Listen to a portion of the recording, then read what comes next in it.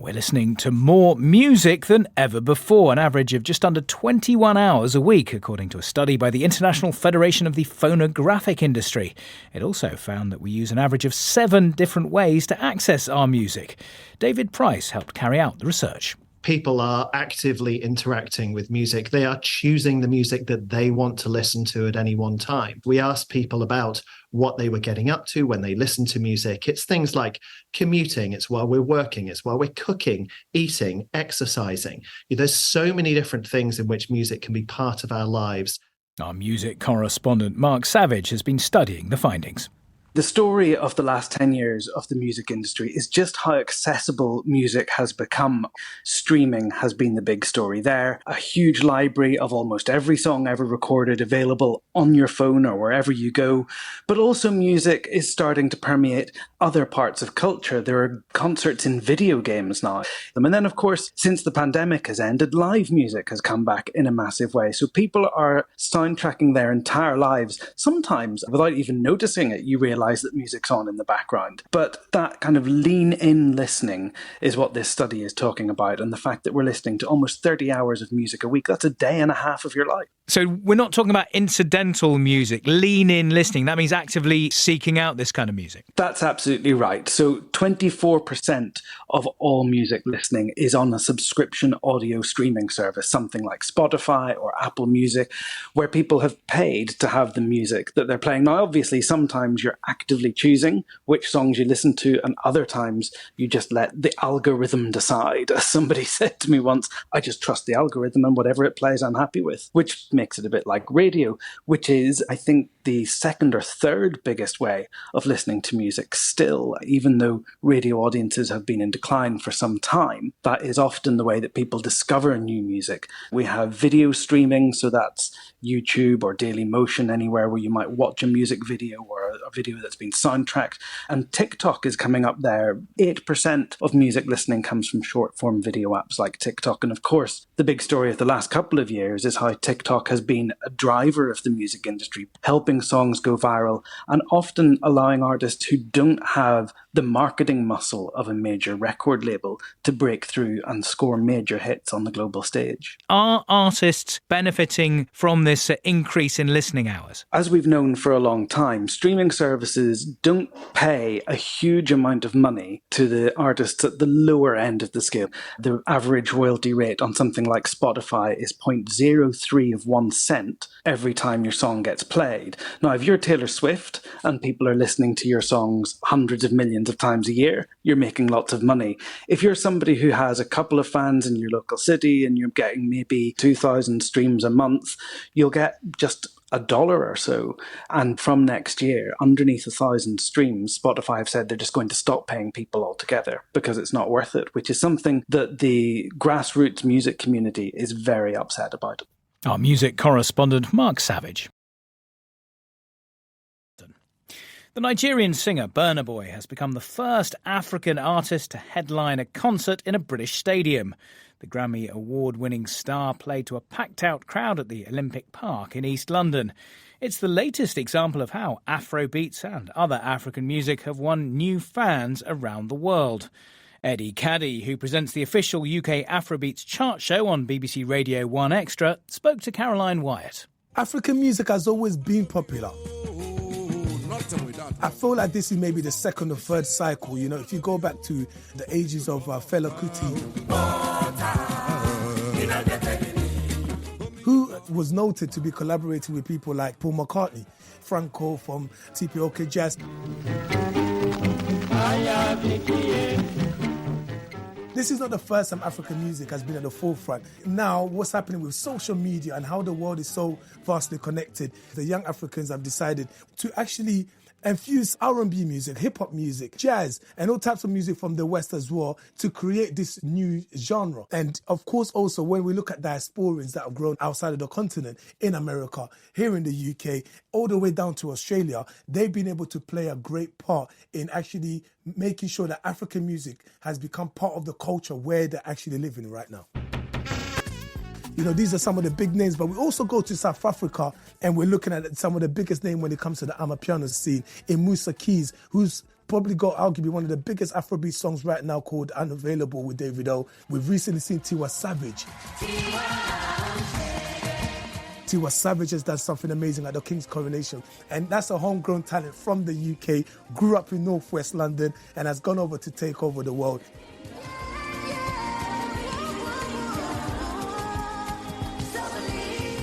The list goes on and on and on. And also gaining recognition, like winning awards. Absolutely gaining recognition. But we recently looked at the Grammy Awards with the one and only Burna Boy. Wizkid recently, before that, best video with Beyonce.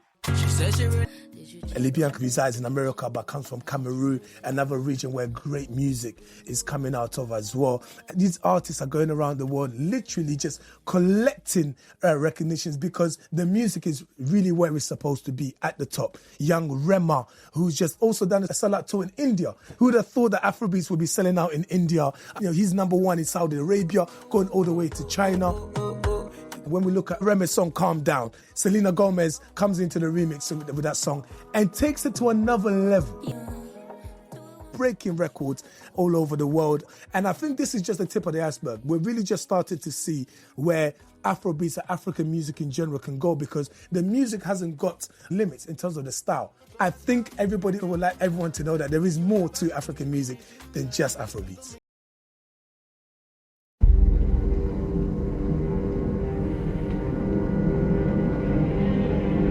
The trailer for Das Rheingold at the Royal Opera House in London shows the main characters seated around a table, promising a tale of love, power and deception.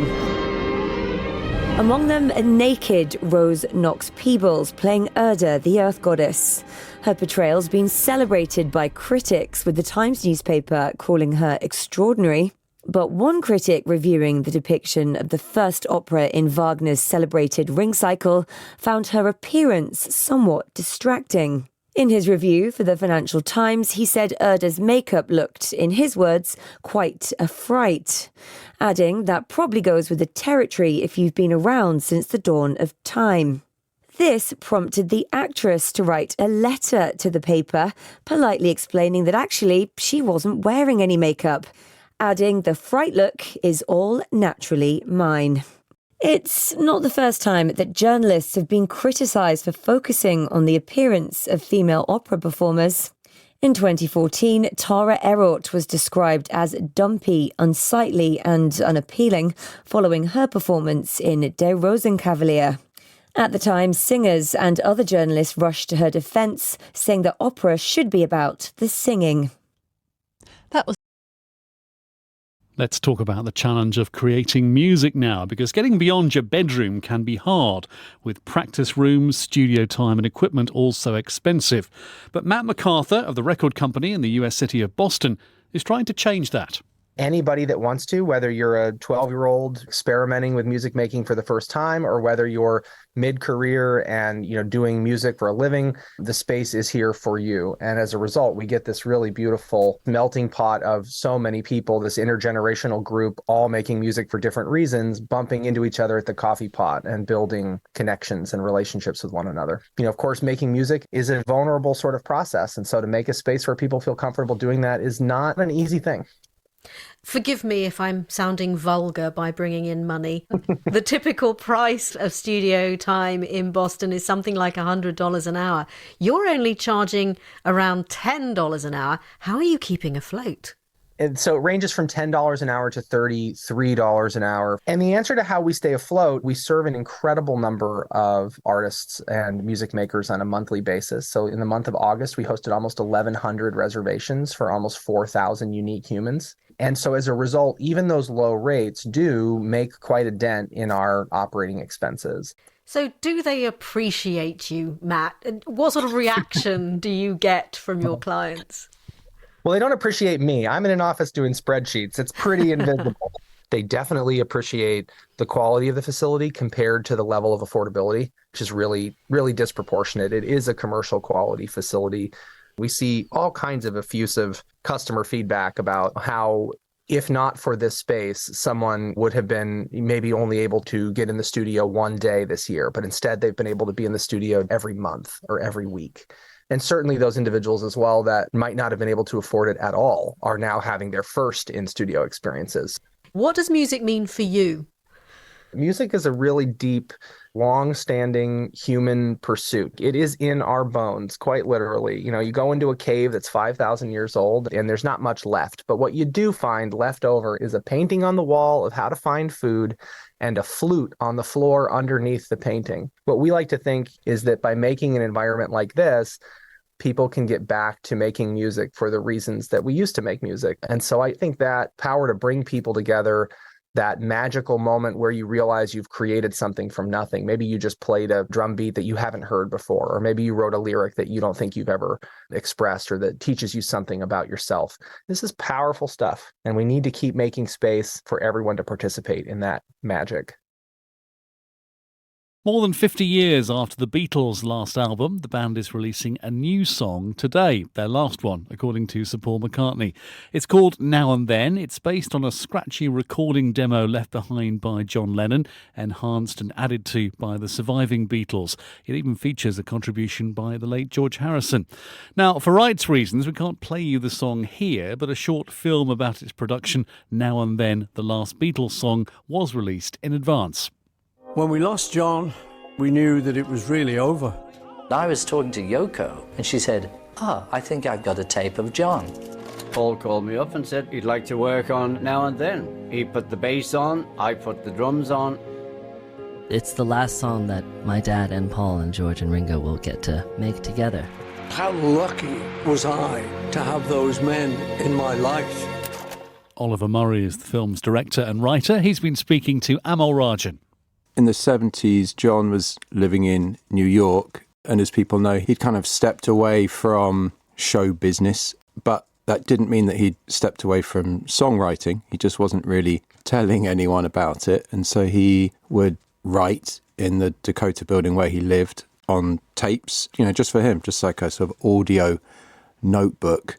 And sadly, that's where they remained for years and years and years. They were never supposed to be commercially released. And so it took a really interesting team of people to kind of set to and extract his voice from this ropey audio tape. And that team was led to a large degree by Peter Jackson, the legendary director, the guy behind The Lord of the Rings, and also behind Get Back, that monumental series about the Beatles. And he got excited about artificial intelligence. What was that able to do that mere humanity could not? So the technology that was used to extract John from the tape is called machine audio learning. In a nutshell, you put in enough data into a computer so that it can learn what John's voice should sound like. And so you're kind of able to peel away all these layers of the sonic dirt, if you like. I'd think of it as like musical archaeology. John was in there, but just buried under all of this stuff. And what you're able to do with amazing fidelity is peel away these layers and brush away all the frequencies that you don't want. But then also in that process, you're going to lose quite a lot of stuff. And historically, that's always been the problem. We all know what a sort of tinny replica of a song sounds like, a bad copy and second, third generation copies. What this technology is able to do is take away the stuff you don't want, but then really carefully put back the stuff that you do want. And what that gives you is John's pure voice. The film director, Oliver Murray.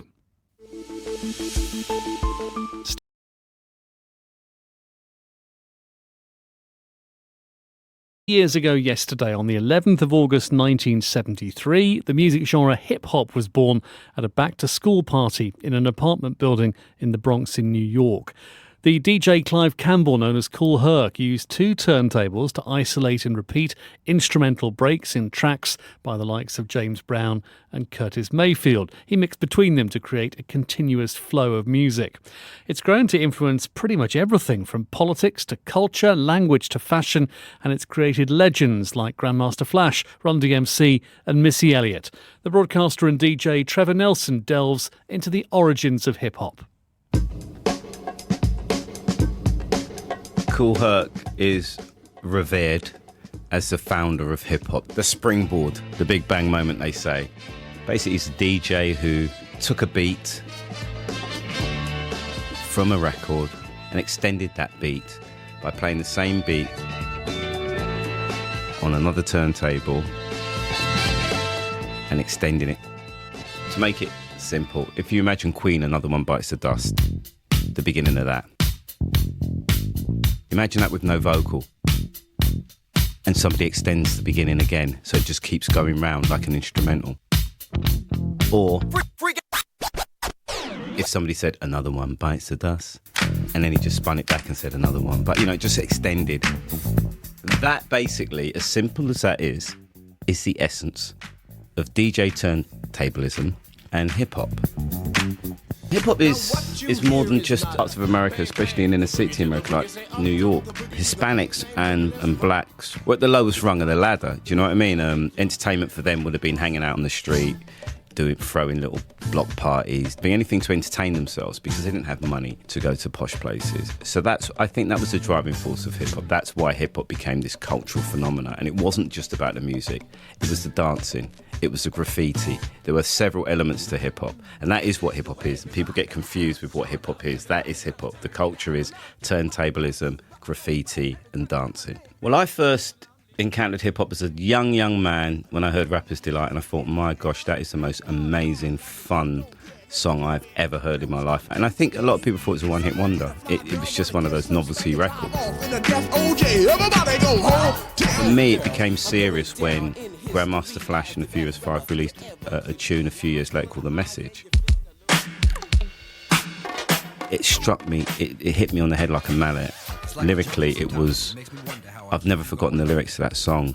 Don't push me because I'm close to the edge. I'm trying not to lose my head. It's like a jungle sometimes. It makes me wonder how I keep from going under.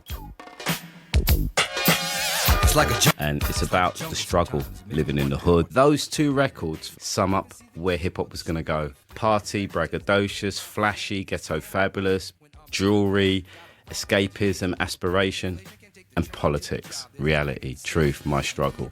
And those have been the two mainstays of hip-hop since that day.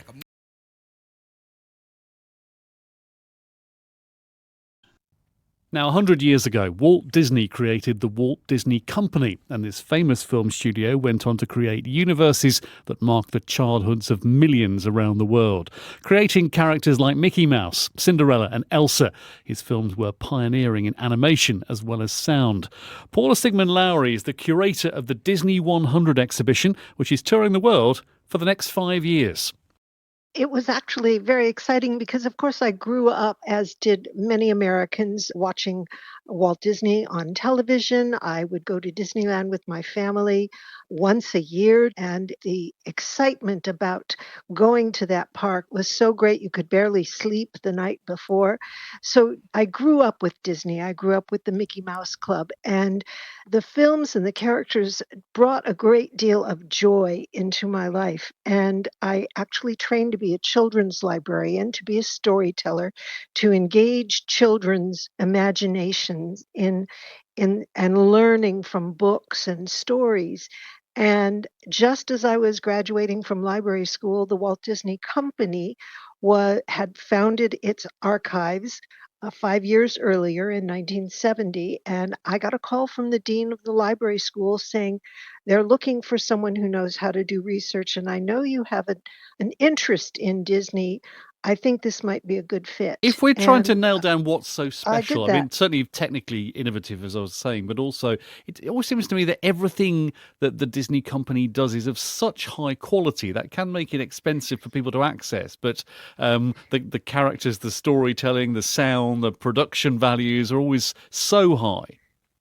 Well, that was Walt Disney's determination to provide the highest quality, to elevate the art of what he was doing. And he felt that if he put the best efforts into making it the best possible thing it could be, to take it to the next level, that it would appeal to people. And eventually the money would come back to him. And from Paula, the Disney historian, to someone else with a unique job. Brett Iwan is from Pasadena, California. Brett is the voice of Mickey Mouse. He spoke to Iona Hampson. I was simply a Disney fan who was fascinated by Walt Disney and his story, and I loved Mickey Mouse. As such, I kind of listened to Disney records and Disney soundtracks a lot when I was drawing the characters, and I would start talking like Mickey Mouse just for fun, oh boy. A few friends started recognizing that it sounded kind of similar to Mickey Mouse, and so they encouraged me to keep doing it. And then eventually I just did it for a good laugh, give everyone a chuckle once in a while. Well, a friend of mine from college actually ended up at Pixar Animation Studios, and she received an internal email that was being circulated outlining an audition process. They were looking for an understudy for the voice of Mickey. At the time, it was Wayne Allwine. He had done it for 32 years. And so she sent it on to me. She said, "You have to do this." And I thought, well, I've never been a voice actor. I never planned on being an actor in any capacity, but I love Mickey so much, and this would be an amazing job and honor to have. So I threw it out to the universe, and I took a stab, sent in my audition, and the rest is kind of history. And when it comes to being the official voice, what does that mean? Well, Disney has prided themselves for so long in consistency of character, especially. If you're at Disneyland or if you're watching Mickey on TV, you hear Mickey the way you remember him to sound. I've worked on things from theme parks to video games, toys, radio projects, albums, TV shows, obviously, things I've forgotten, interactive. The list goes on and on and on. But every job is so exciting, and every job requires a little different Mickey hat, as it were. But yeah, it means it's, being the official voice of Mickey Mouse means that there's a lot of work, because Mickey works a lot. At the beginning of the day, when you have a cup of coffee or something like that, how do you start and go, okay, let's warm up and let's get ready to be Mickey? Yeah, that's a great question. It's probably something different. Well, in the morning, I'll start with a simple, ah. And then I know that if I can do that scale, I know I can do it. And then I'll start with a, oh boy, hiya pal, it's me, Mickey Mouse. If I can do that, then I'm usually good. And occasionally I'll yell at Pluto, hey, Pluto! That's amazing. Is there anything that you're aware of in terms of like the interaction or the way that Mickey's perceived in different places in the world? I tend to think that Mickey's loved worldwide, and I think that is his power. I've been saying a lot lately that Mickey really reflects something in all of us. We identify with him, and we all usually have our own memories that are tied to that. I just recently was able to visit Disneyland Paris for the first time, my first time in France, actually. And it was so eye-opening to see Mickey being received in a different country. And,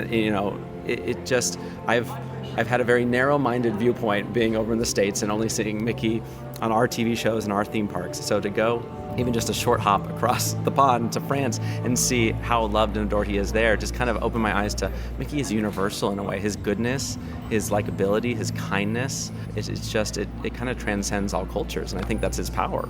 Brett Iwan, the voice of Mickey Mouse. Most famous music breakout hit for Serge Gainsbourg back in 1958. A funny, if also dark, song about a ticket puncher on the Paris metro. Gainsbourg, who died in 1991, has been credited with transforming French music, and a new metro station is due to be named after him when it opens next year.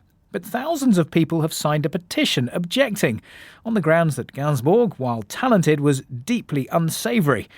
Among the co-authors of the petition is Ludine, and we've agreed not to reveal her surname because the issue has become so polarised. Gainsbourg was known in France for his provocative attitudes. That's what it was called at the time. But we know now that Jane Birkin, his wife of the time, denounced marital violence and beating on his part in her diaries. He has also always cultivated the fantasy of incest in his songs, such as La Poupée qui fait, promoted it.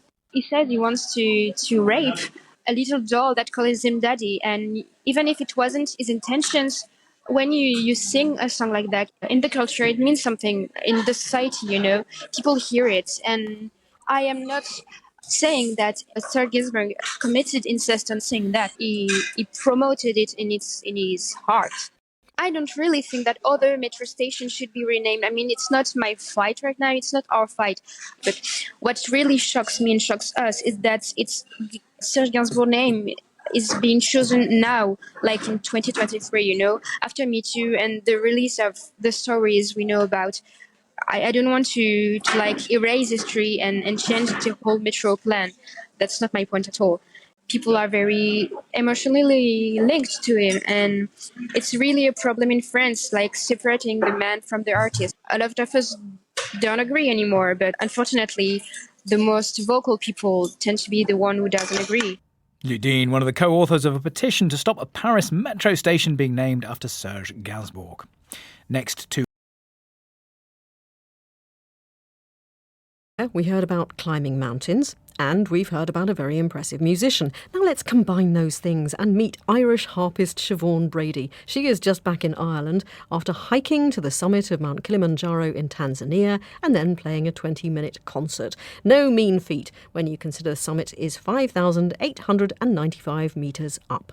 She is hoping to beat her own Guinness World Record for the highest altitude harp performance. She told us about her ascent. We started climbing at midnight. In the complete darkness, all our water froze.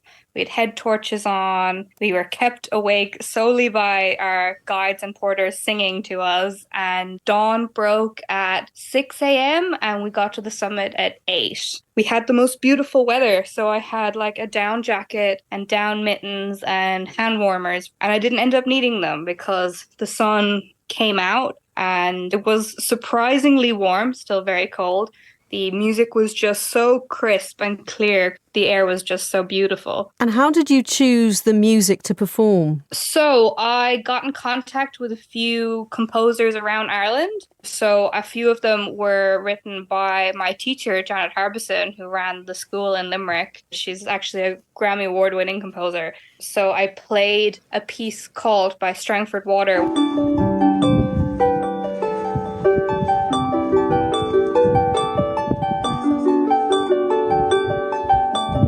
You talk about the magic of the performance and the magic of the moment, but getting there must have been a real test of resilience. And you've talked about the harp as being more portable, but who carried it? And at any point did you think, I wish I'd learnt the piccolo? Well, it is the symbol of Ireland. Like, it was just the most beautiful image. It wouldn't have been anyway is more beautiful if it was any other instrument, I think. We were going to carry it, and so we had 2 years of practicing.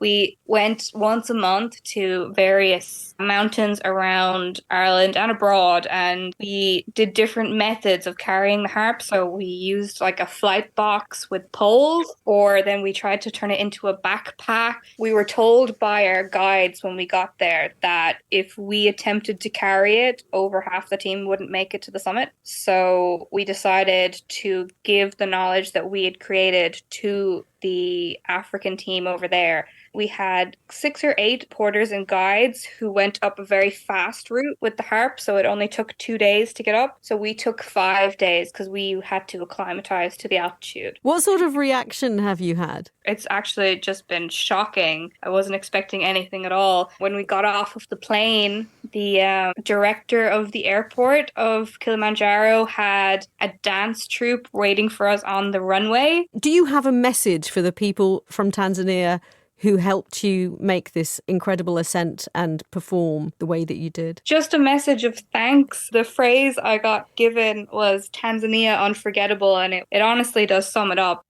Harpist Siobhan Brady, who's definitely heard the piccolo joke before. Tom Dewsbury. When Star Wars first came to cinema screens in the late 1970s, it not only ushered in the era of the space blockbuster, but was also the start of a whole merchandise industry. More than 40 years on, the original toys have become highly sought after. Some are even fetching a few $100,000.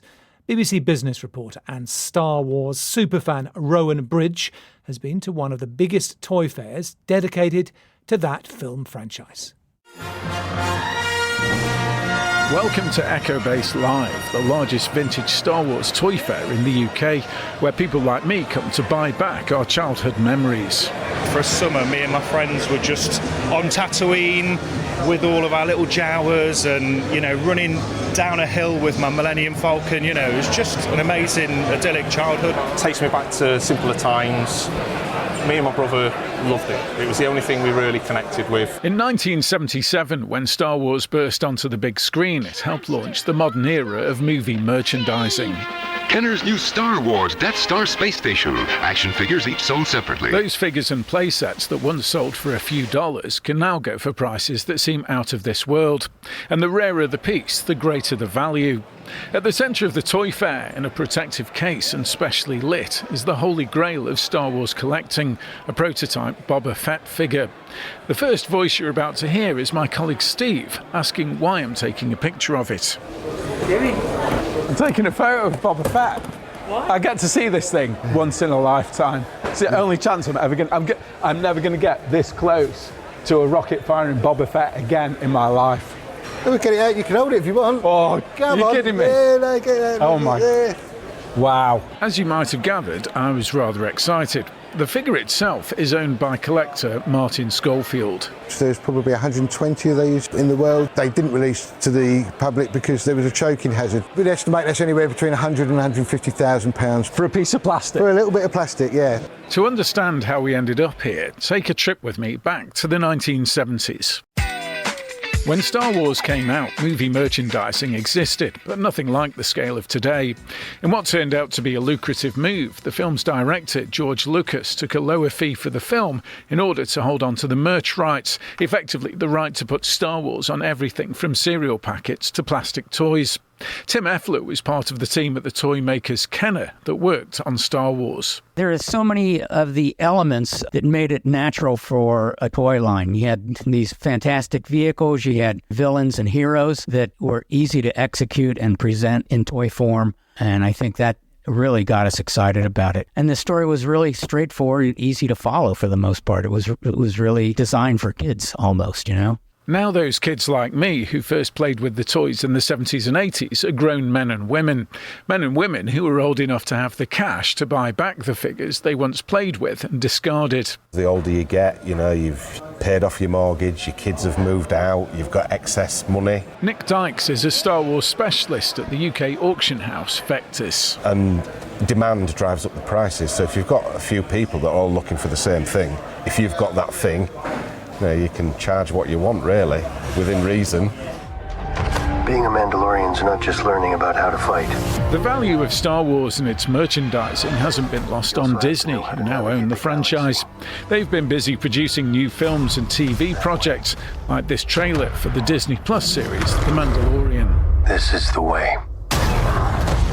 These shows are introducing the next generation of fans to the Star Wars universe, the potential vintage collectors of the future. Rowan Bridge, who continues to report while searching for dark forces in distant galaxies.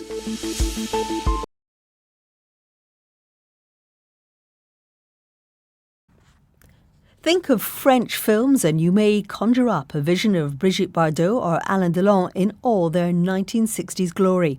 But a report by the French body that examines the value for money of projects and organisations in receipt of government funding has revealed that just 2% of present-day French films make enough money at the global box office to cover their production costs. In fact, the industry survives thanks to generous state subsidies.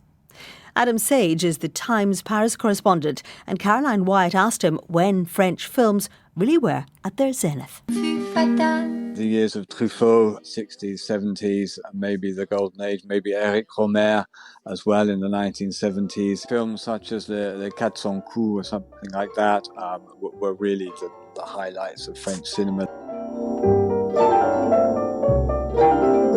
La Piscine with Alain Delon. I mean, these were the films that marked a generation of French filmgoers, and no doubt outside France as well.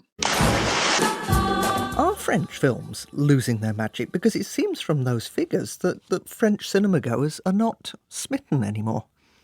I mean, a few French films are certainly still retain the magic. The last Palme d'Or winner at the Cannes Film Festival, Anatomie d'une Chute, is doing very well. But an increasing number of films are being made year after year, and an increasing number of those films are attracting almost no one to see them. We're talking about an awful lot of films that are being massively subsidised that are really not finding a public to watch them. And yet this is something that certainly some French film directors have said is a good thing.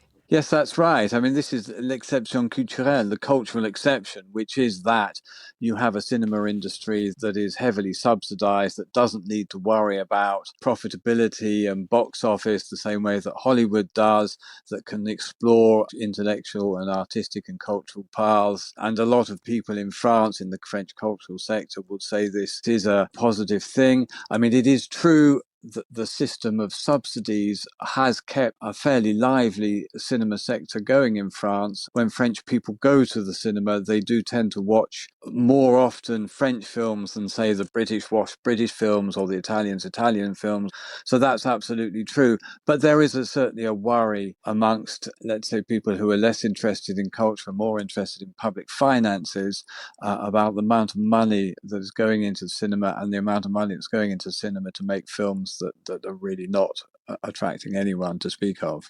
And does this worry the French themselves, or do they think it is worth it simply to carry on producing the films? No, I don't think the French are waking up in the middle of the night worrying about this, to be honest. It hits the headlines in May at the Cannes Film Festival because Justine Triet, who is the director of the winner Anatomie d'une Chute, she used her acceptance speech to say that the French system was being threatened by President Macron's quote-unquote neoliberal government. Now, I don't see any evidence that it is being threatened or indeed that President Macron really has a neoliberal government, but it did put the issue into the news agenda and there was a debate about it and the government said, nonsense, you're getting lots of money and you're being very ungrateful. And I think that a number of French people probably agreed with that. But then it came and went and no one seriously was saying we should pull the plug from under the cinema industry and stop the subsidies that they're getting. It's a very, very marginal point of view in France. And that was Caroline Wyatt speaking there to... Now, if you watch horror films, do you do so whilst ducking behind a sofa, or are you one of those people who even runs out of the room?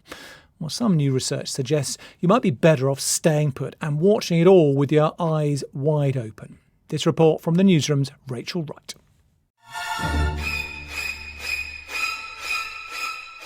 Probably one of the scariest pieces of music accompanying one of the scariest scenes in film history, the stabbing in the shower in Alfred Hitchcock's Psycho. I'm not a fan of being half frightened to death by watching a man stabbing a defenceless woman in a shower, but it seems perhaps I should stick it out. Dr. Christian Knowles, a neuropsychologist at Queen Mary University in Edinburgh, says in a new report that watching horror films is good for us because it improves our tolerance to pain. How? Well, it seems that when the body feels pain or stress, it produces endorphins, which are the body's way of making us feel pleasure and reward.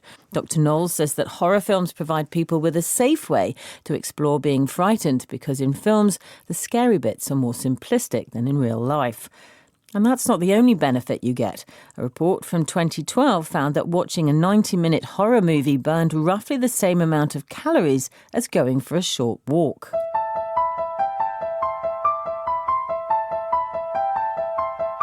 And then there's The Exorcist, a film about a little girl possessed by the devil, often rated as one of the scariest movies of all time. Well, it's just been re-released on the big screen with extra scary bits added to celebrate its 50th anniversary, and conveniently just in time for Halloween. So if you want to improve your resistance to pain, lose weight, and just scream very loudly, take a little trip to a... I was terribly unhappy. Extremely unhappy, continuously, day in, day out. I was fairy tale-ish. I thought, someone would ask you to marry and you'd wear the white dress, and this was my wedding. A piece of paper pushed across, and we signed, and after that we went to a brothel and watched sex. The violence and how evil he was. It was every day, every moment.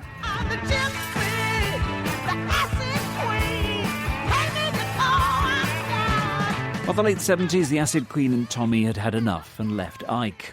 But the years had gone by and her pop career appeared to be in decline.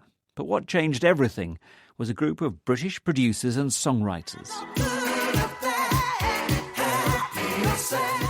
The album Private Dancer sold 20 million copies, and in 1988, aged 49, she was one of the biggest acts. I have toured with the Rolling Stones, Rod Stewart, Lionel Richie. I have done a recording with duet with David Bowie. I've done a movie with Mel Gibson and Mad Max Part 3. I've had, for the last few years in my life, wonderful time. Living in Switzerland. It was a story with a happy ending. Most of my hardships came while I was young and growing up. So that means that in the last days, when normally people suffer from old age and sickness, my happiness came. I'm happier than I've ever been in my life. I'm happier than I ever thought that life would become for me.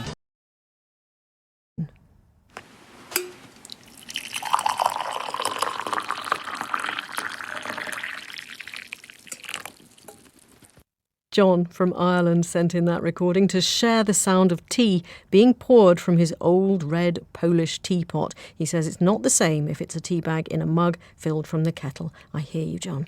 But you might prefer coffee, like Luca Cordelli, who sent us this.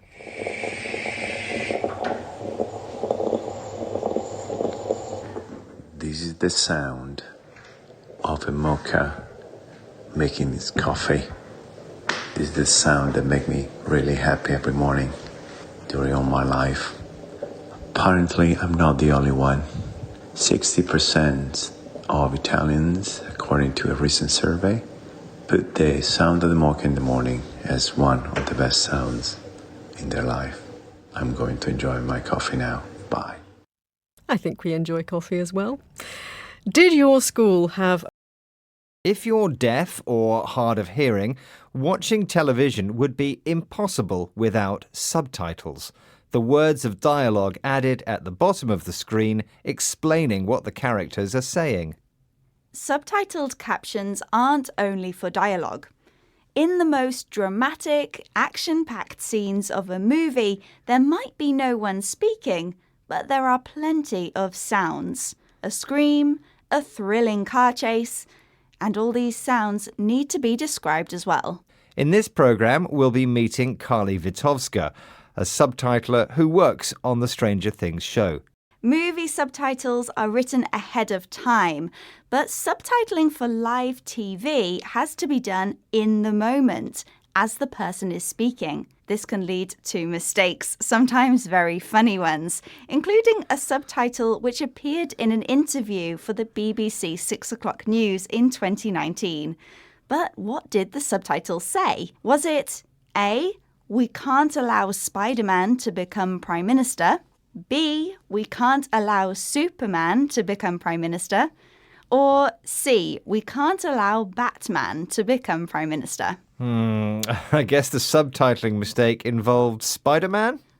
I'll reveal the answer later in the programme. Of course, it's not just deaf audiences that subtitles help. The translated subtitles of foreign films are great for learning languages, letting you read a word and hear how it's pronounced at the same time. And because subtitles describe everything from monster squelches to bombs exploding, it's a great way to learn new adjectives. Here's subtitler Kali Witkowska explaining to BBC Radio 4 programme Word of Mouth how her choice of adjective creates emotion for the viewer. It depends on the genre and depends on the shows. And so if you have a very upbeat sort of period piece where the music is very jaunty, like you would use the word jaunty to describe the music, it's creating an idea of what a sound is like and using a very, very descriptive word in order to do so. Kali bases her descriptions on the film's genre, a style of film, music or book with its own particular set of features. The sound effects needed for a thriller like Stranger Things, creaking stairs and sudden screams, are very different from the sounds used in historical period dramas, which are more upbeat, light-hearted and cheerful. This influences the adjective Kali chooses to describe a sound. For example, upbeat music might be described as jaunty, full of energy and confidence. Subtitles started out as an accessibility feature for deaf audiences and to translate foreign language films into English. But since the growth of online streaming services like Netflix, subtitling has become something of an art. Carly belongs to a team of subtitlers who try to make their descriptions as close as possible to the sounds they hear. Here, she tells BBC Radio 4's Word of Mouth about a time her team found exactly the right word. I loved gobsmacked silence because you were able to tell that people were like almost on the verge of a gasp or on the verge of like a shock, and that was the atmosphere, but there wasn't actually a sound. So when my colleague came up with that one, I definitely wanted to give him a virtual high five. In this scene, the surprised characters were about to gasp, take in a short, quick breath of air.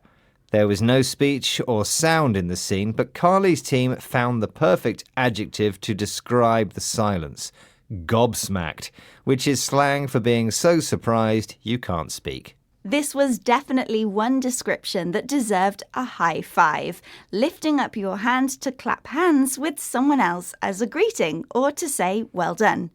In fact, the phrase gobsmacked silence was so good it went viral and started being used in all kinds of situations. Maybe gobsmacked was how the viewers of that TV news programme felt. You know, the mistaken subtitle you asked me about in your question. I guess the incorrect subtitle was, "We can't allow Spider-Man to become Prime Minister." Which was the wrong answer, I'm afraid.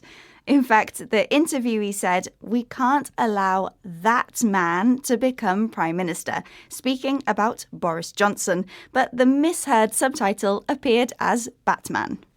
OK, let's recap the vocabulary we've learnt from this programme on subtitles, starting with genre, a style of film, music or book with its own particular set of characteristics. Something which is upbeat is cheerful, hopeful and light-hearted. The adjective jaunty means full of energy and confidence. If you gasp, you take in a short, quick breath of air in surprise or in pain. You can use the slang expression gobsmacked when someone is so surprised they can't speak. And finally, if you give someone a high five, you hold up your hand above your head, clapping hands with somebody else as a greeting or to say well done.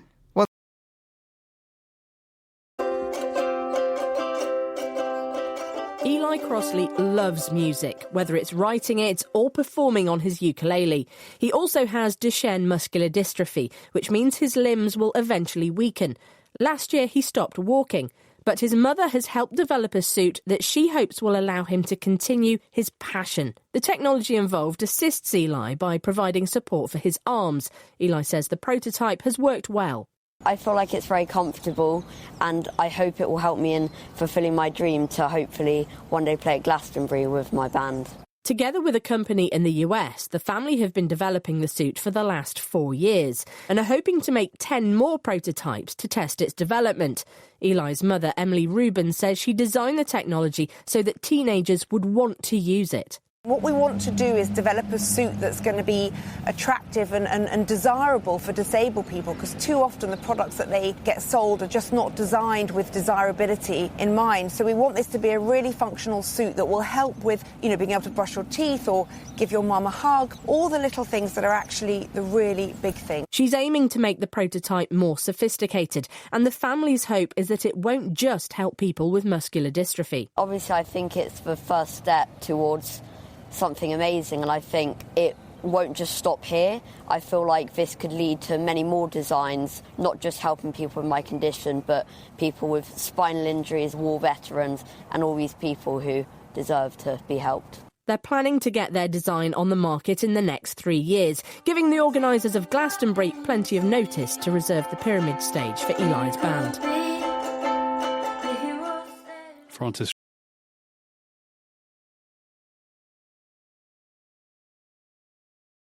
Now, here in London, all this week, musicians and singers are being honoured with stones on the Music Walk of Fame in the city's Camden district. an area renowned for its vibrant arts scene. David Bowie, The Who, Madness and Amy Winehouse already have stones, but now a few more national and international stars are joining this elite bunch, as Wendy Urquhart reports. We'd just be cackling and laughing and proud as hell. Laura said her sister's lasting influence was inspiring women to be themselves. Janis Joplin was born in Port Arthur, Texas in 1943 and showed her talent as a singer at a young age. She sang with several bands throughout high school, but at the age of 20 she left home and hitchhiked her way to San Francisco. Her performance with Big Brother and the Holding Company at the Monterey Pop Festival in 1967 brought her national attention, and after a couple of albums she left the band and launched her solo Woodstock in 1969 and the Festival Express Train tour followed, and by now 5 of her singles were in the US Billboard Hot 100, including her original song Mercedes-Benz. Janis Joplin was a heavy drinker, a speed freak for her use of methamphetamines, and later became addicted to heroin. On October 4th, 1970, she was found dead in a hotel room in Hollywood with a bunch of change in one hand and a pack of cigarettes in the other. She was only 27. Her solo album Pearl was released in 1971, just a few months after she Music Walk of Fame, and former lead singer Ali Campbell is absolutely over the moon. We're pretty honoured by this, and what's good is we've come full circle, you know, when we started our adventure out of Birmingham and into London, the first place we came to was Camden. I love it. Now, how did a broken guitar come to be worth nearly $600,000 at an auction? Well, the answer, it once belonged to the singer Kurt Cobain of Nirvana, and it's one he smashed up on stage. Terry Egan reports. The guitar, a black and white Fender Stratocaster, was expected to sell for $60,000. It sold for nearly 10 times that, something the auctioneer... But how astounding is it really, considering the band's continuing popularity and the fact it was signed by all 3 members of the group? And that popularity is all down to the band's style. Broken at the neck and underneath, you might say the guitar sums up what they were all about. Many of their songs reflecting a sense of the world being fractured. Lithium, for instance, with its lyrics, "I'm so ugly, that's okay, 'cause so are you." In Bloom, within could be said to encapsulate a sense of the alienation many young fans felt in the 1990s. Cobain was fighting the demons of drugs and depression and would often smash his guitars during performances. This one was put back together, but remains unusable. Cobain killed himself in 1994, leaving behind his music and an enduring popularity underlined by the price his guitar went for. Ola Guerin. Finding Ahmed was a complete surprise. We had gone to Yemen, and one of the stories we intended to do was about a bombed out school. Now, when we arrived, morning assembly was taking place, and there was a young boy who was leading the assembly with a very loud voice, barking out instructions to his fellow students. And that was Ahmed. And later on, my cameraman happened to look into one of the classrooms and saw Ahmed standing at the top of the class, actually teaching, which we discovered he does quite regularly. If the teachers don't turn up, he stands in and takes the class.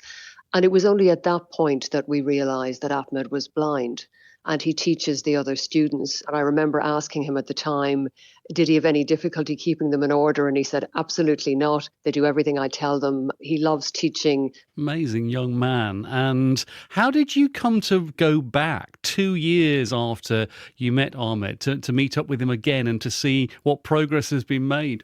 Well, we always wanted to return, but getting into Yemen is very difficult for journalists. You have to get an endless series of permissions. And in fact, it took us 2 years to get permission to go back. But Ahmed was always top of our list. We have kept in touch with him in the meantime. I should say that after our initial report was broadcast, we had a very strong reaction from listeners and viewers. Ahmed really connected with them. Now, as a result of that, the charity Islamic Relief set up a fundraising appeal for Ahmed and his family. And another UK charity, Twins, also became involved. And over the past 2 years, They have managed to refurbish several classrooms. They got in school supplies, they got in desks, and a Yemeni donor also became involved and constructed a complete new school block with brand new classrooms. And all of this really came about because of Ahmed. He said he wanted walls, he wanted glass in the windows so they weren't studying in the rain. He wanted lights, he wanted blackboards. So he gave us this long And list. batteries. He had batteries on the list as well, didn't he? He said batteries, and the most important thing is that they work. So batteries were on his list, and most of the things on that list he now has. Now, we should say this is a particular case and a particular school. The overall picture for Yemen is still very, very difficult, and indeed the overall picture for education, because 1/5 of the schools in the country are not in operation. But certainly for Ahmed on the school front, things are looking much better. But we should also say that he is still a child growing up in the middle of a war. People connected with Ahmed in an extraordinary way. I mean, he is a very charismatic, funny, lively young boy, very clever, full of ambition, full of hopes, full of dreams. And he has managed to keep all of that great spirit. And if anything, I would say that when we saw him this time, he seemed even more positive than he was before. He's an exceptional child. He would be exceptional in any circumstances, but certainly he's exceptional to find in Tayez, where there are so many difficulties to overcome. But he has emerged as this incredibly bright, positive boy, and he has so many plans for his future, so many things that he wants to do. When we were sitting in the school in the refurbished classroom with the new desks, I was asking Ahmed about his plans for the future, and he reeled off a long list of things that he wanted to be. I want to be a teacher and a pilot and an engineer and a driver or a doctor. I want to be everything. Do you think you'll be able to do all these things? Yes, sure. I will do everything, and I will marry a beautiful girl from the city. And honestly, it was such a classic Ahmed kind of comment, said with his usual cheeky grin. So when you leave, you couldn't but take this child away in your heart. He's impossible to forget. And tell me a bit about, what I think is probably quite rare in your role, which is to be reporting on something so positive and inspiring. That's not normally what you do. I think, Andrew, it's true to say I wouldn't be accused of being the good news correspondent. I mean, over the years, many of the areas that I've covered and the stories that I've covered have involved very protracted conflicts. But every so often you do come across somebody who is so exceptional that they shine out. And Ahmed is definitely that kind of child, that kind of young man. And I'm on a human level, you can't but relate to somebody like that. And I think it wasn't just us. We had the pleasure and the privilege of meeting him in person. But I think he had the same impact on people who saw the story. Our senior international correspondent, Orla Guerin. You can see more about that.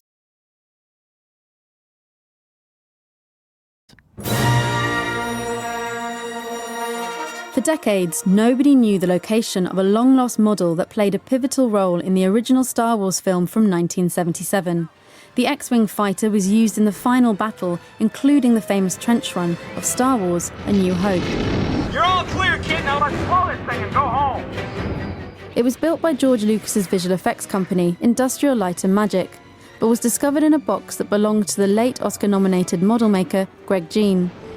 Friends of Mr. Jean had been sifting through his collection that also included an original Stormtrooper costume from A New Hope and an astronaut suit from Stanley Kubrick's 2001 A Space Odyssey.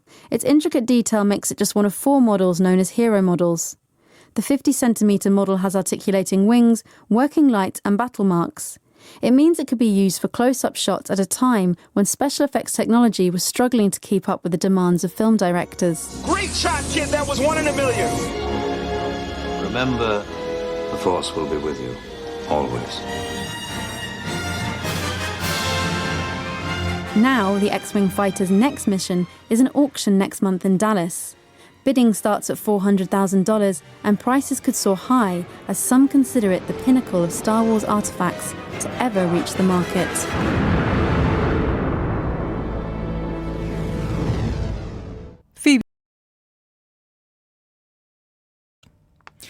More than 100 years after he died, Enrico Caruso is still celebrated as one of opera's greatest singers, a man with a, quote, magical voice.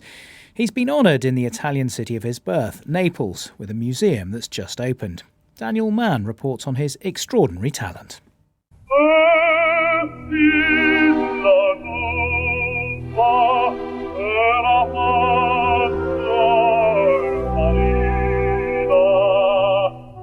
Enrico Caruso, who became the first singer to sell 1 million records. When the American soprano Geraldine Farrar stood on stage with him, she forgot to sing. Her reason? She had broken into tears hearing the beauty of Caruso's voice. Vesti la Giubba from Pagliacci is one of opera's best-loved arias, and Caruso's performance as Canio the Clown became his most famous role. A white costume he wore is one of the many exhibits in Museo Caruso in Naples, which has opened 150 years after he was born there. Laura Valenti is the museum's curator. Caruso è importante non solo per Napoli perché è stato il tenore. Caruso is important not only for Naples, but because he was the greatest tenor ever known to the world. He was the first star of the entertainment industry, the first to record on the gramophone. Caruso was not only a divo, he is an icon. When he was asked to explain the secret of his voice, Caruso said, "I suffer so much in this life. That is what people feel when I sing. That is why they cry."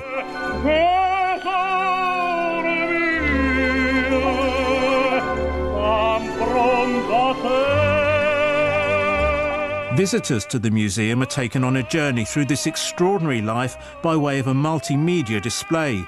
Caruso's fame can be seen in the many playbills, posters, photographs and film footage.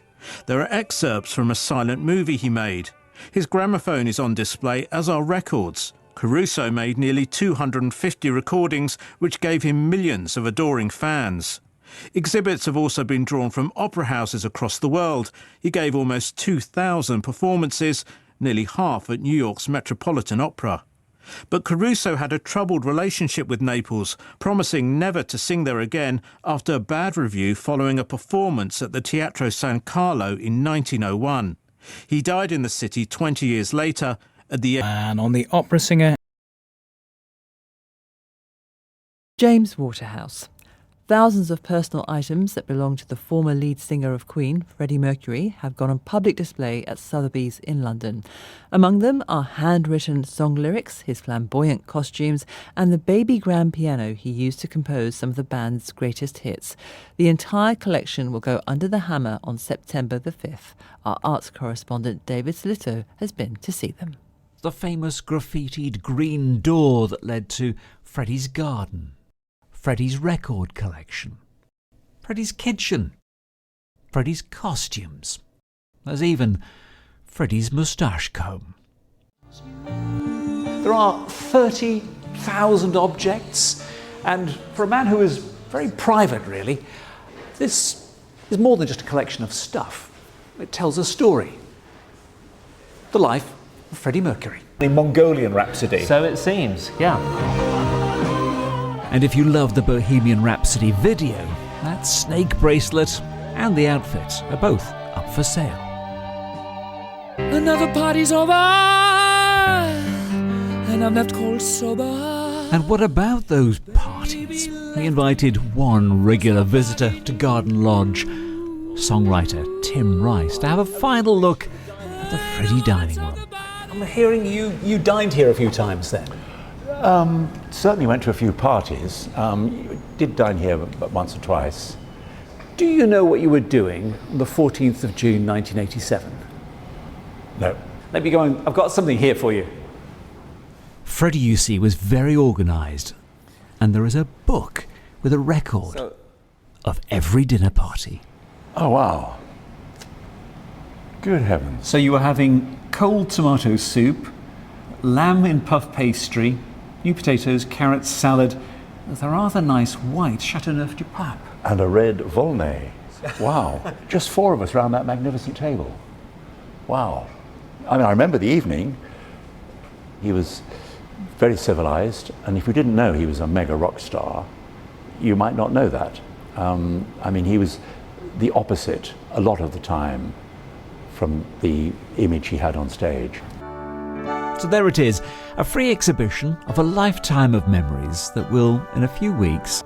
Sure they are. That was David Slitter reporting on the Freddie Mercury exhibition, A World of His Own, at Sotheby's here in London. Moreno ending that report by Bob Howard. Often when families gather over this festive period, they spend quite a lot of time playing games. For as long as there have been people, there have been games, and quite a lot of games come down to mathematics. Marcus de Sotoy is a professor of maths from Oxford University. He loves them so much, he's written a new book called Around the World in 80 Games. He told Paul Henley more. I think it's also a way of getting to know all the places that I visit around the world for my mathematical research. Tell me the game you play and I'll tell you who you are. I think games are a wonderful insight into the culture, the people, the history of the places I visit for my work. I've been collecting games as I've traveled the world for many decades, and this book is sort of bringing all the things I've discovered on those journeys together into one volume. There are indeed games that characterise parts of the world, aren't there? Like bits of Africa, Mancala. Mancala is a wonderful game which I think is very distinctive to Africa, and what's interesting as well is how this game varies across the continent. So you have kind of simple versions which are just sort of 2 lines of pits with stones in, but you can get very complicated versions with 4 lines, the ability to reseed stones in. It's one of the great strategy games that humanity has come up with, I'd say alongside chess and the Chinese game of Go. You have a special respect, don't you, for a Western family favourite, Monopoly? Well, I absolutely hate Monopoly. I think it's a very I got that wrong then. Game. Well, I think it's a highly flawed game, but I can't understand why it's everyone's game of choice at this time of year. For me, one of the important factors of a game which make it a good game is that it shouldn't finish before it ends. So right up to the last moment, anybody should still be able to win. And I think Monopoly finishes about 1/3 into the game, and 2/3 of the time is spent with one person bankrupting everybody else. And it's also a very long game, which I think is also a fault for a game. In backgammon, there is not just maths, but a heavy sprinkling of luck, isn't there? Yeah, and I think this is important for a game. I think you need a balance of strategy and luck, because if it's just a pure strategy game, then if somebody's good at the game, they're always going to win. So that's another of my rules for a good game. It shouldn't finish before it starts. So I think having an element of luck actually allows a beginner or somebody who's a slightly weaker player a chance to win. But I don't want a game which is just pure luck, because then you can't express yourself. You want some agency. So I think backgammon is almost the perfect game for having this lovely balance between, chance is there because the throw of the dice will determine your go, but what you do with those dice also means that you're expressing your strategy. Are you an aggressive player, a risky player, defensive player? And also this game is wonderful because it's got its heritage in one of the oldest board games in history, which is a 5,000-year-old game that you can find in the British Museum in London, which comes from Mesopotamia. The other strategy game that I think is one that's fascinating from a mathematical point of view is this ancient game of Go, which is black and white stones put down on a 19 by 19 grid. It's so simple, yet the games that evolve are so complex. And it was a game that was very challenging to write code for a computer to play. And I think it's one of the examples of the impact of the new AI that we're seeing and machine learning, that it took till 2016 for a computer to really match what a human can do at this game. Professor Marcus de Sotoy speaking to Paul Henley.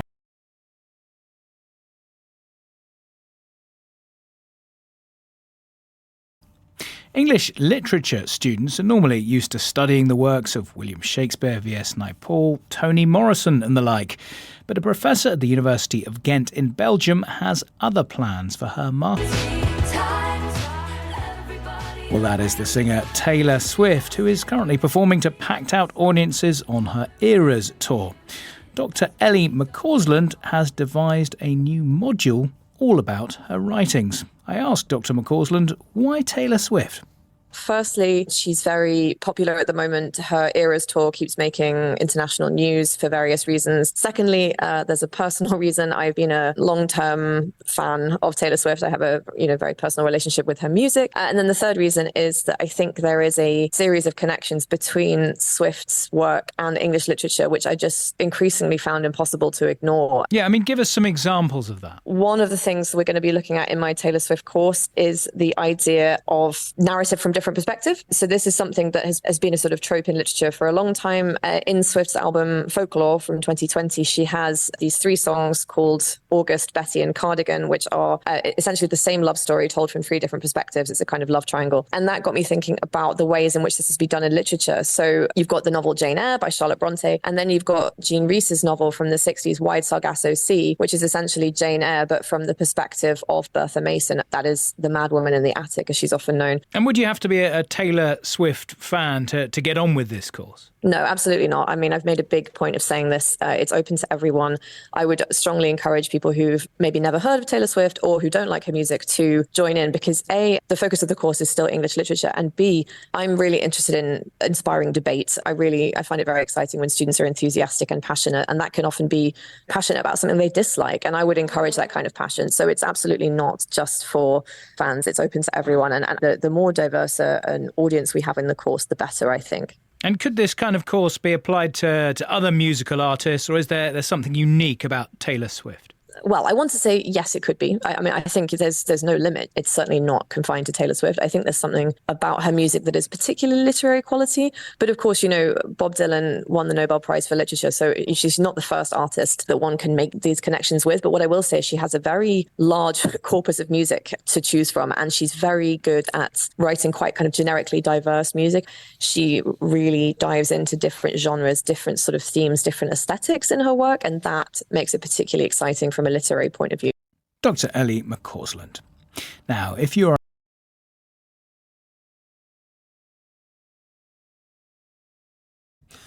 Now to the world of animation and film. Founded by 2 brothers 100 years ago, the Walt Disney Company has grown from a small animation studio in California to what is now a multi-billion-dollar entertainment conglomerate, which has captured the hearts and minds of many generations and embedded itself into popular culture.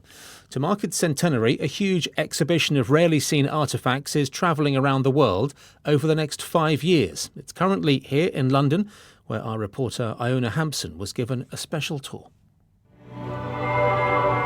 The Walt Disney Archives have opened its vaults to capture the technical innovation and the breadth of stories the company has told over the past 100 years. My name is Becky Klein, and I'm the director of the Walt Disney Archives. How on earth do you capture 100 years of something so vast and so imaginative? That was the big challenge with creating this exhibition. What we did is, instead of telling a chronological story, we decided what we would do is go back to our very roots, to 1923 and Walt Disney and Roy Disney, our founders, and look at what they did that we're still doing today. We do a little bit of chronological storytelling at the very beginning. So you're introduced to Walt Disney and his story, and you see the earliest years of the company and the silent cartoons and the things up to the birth of Mickey Mouse. And then instead of going on chronologically, we tell each gallery represents one of Walt Disney's philosophies. While many will enjoy the exhibition with their families, I went around it with some very unique guests. In the morning, I'll start with a simple, Ah! and then I know that if I can do that scale, I know I can do it. And then I'll start with a, Oh boy. Hiya, pal, it's me, Mickey Mouse. I'm Brett Iwan. I am the official voice of Mickey Mouse, and I've had that distinguishing pleasure since 2009. And when you go to an exhibition like this and see Mickey everywhere, do you think, that's me? No, I think Mickey is Mickey. When I see Mickey, I see Mickey Mouse. I turn into the little kid and I giggle along like everybody else does. A couple of steps away from the Star Wars objects, I can see the Captain America shield with the star in the centre. I can see the long red dress that Emma Stone wore as Cruella, and also the artwork used to develop the visuals for the 1953 animation Peter Pan. It really shows how varied the stories are that Disney's been able to show over the years. And the exhibition also shows what goes on behind the scenes to make these stories come to life. Hi, I'm Eric Goldberg, and I'm an animator and director for Walt Disney Animation Studios. You are surrounded by Disney, as you probably are for many, many years. What do you think it's captured really well?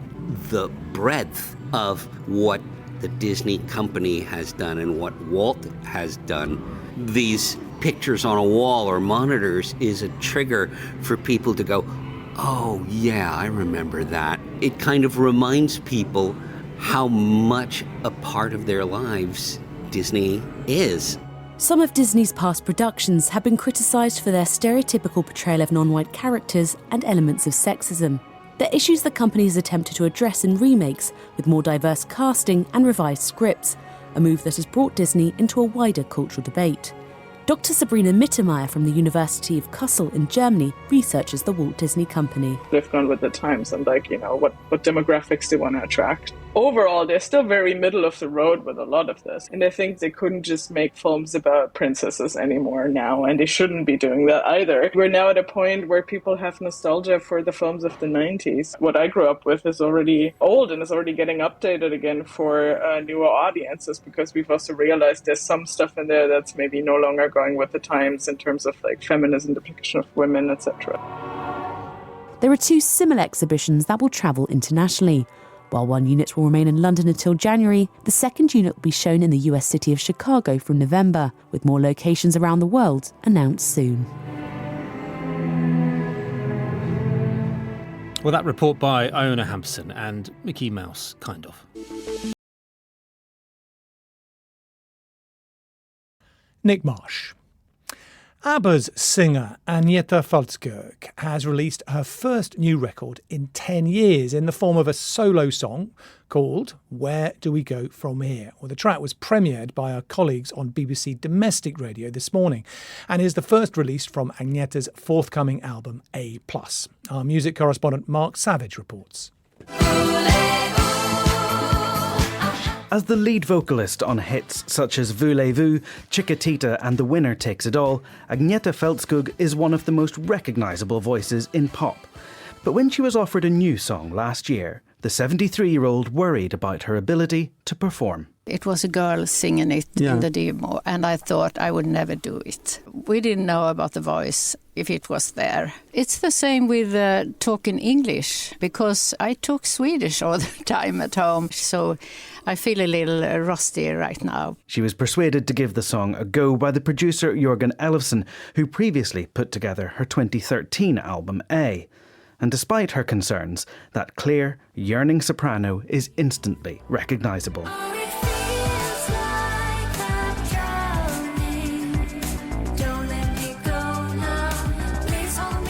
Where Do We Go From Here premiered on BBC Radio 2 this morning, and Agneta said the thrill of releasing new music hadn't faded 55 years after her debut single. You never get tired of it, to hear yourself on the radio.